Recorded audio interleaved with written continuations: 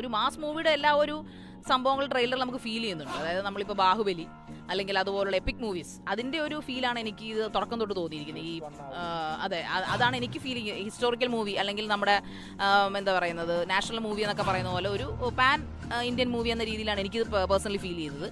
ഇളക്കി മറിക്കുന്നതിനപ്പുറം ജനങ്ങൾക്ക് എന്തൊക്കെയോ നല്ല സംഭവങ്ങൾ, നല്ലൊരു തിയേറ്റർ എക്സ്പീരിയൻസ്, ചിന്തിക്കാനല്ല, നല്ല തിയേറ്റർ എക്സ്പീരിയൻസ്. ഇപ്പോൾ PS1 നമ്മൾ കണ്ടല്ലോ, അത് ക്വാളിറ്റി മേക്കിംഗ് പ്രതീക്ഷിക്കാം. പിന്നെ എന്തോ ഒരു 18th സെഞ്ചുറിയോ 16th സെഞ്ചുറിയോ ആ ഒരു ഫീലാണ് എനിക്കിത് കാണുമ്പോൾ തോന്നുന്നു. പഴയ ഫ്രെയിംസ് ഒക്കെ ഒരു ഗ്രേ ഷെയ്ഡ് ഫ്രെയിംസ് ഒക്കെ കൊള്ളാം.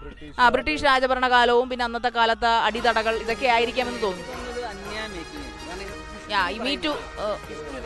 ഇയാളുടെ, അതായത് ഇദ്ദേഹത്തിന് LGPയുടെ തന്നെ ഒരു ഹിസ്റ്ററി ഇതിനകത്ത് ഡെവലപ്പ് ചെയ്തിട്ടുണ്ട്. അത് തന്നെയാണ് ആ ഒരു ഹിസ്റ്ററി. പിന്നെ അതിനകത്ത് ഞാൻ പറഞ്ഞില്ല, എനിക്ക് യുദ്ധമുറകളുണ്ടാവും, ഒരു യുദ്ധ സീൻസുകൾ ഉണ്ടാവും, പിന്നെ പുതിയൊരു ലോകത്തെ നമ്മൾ കൊണ്ടുപോകും. കാരണം ഇപ്പം അത് ലഗ എന്ന് പറയുന്ന മൂവി ഓർമ്മയുണ്ടോ? Yes, of course.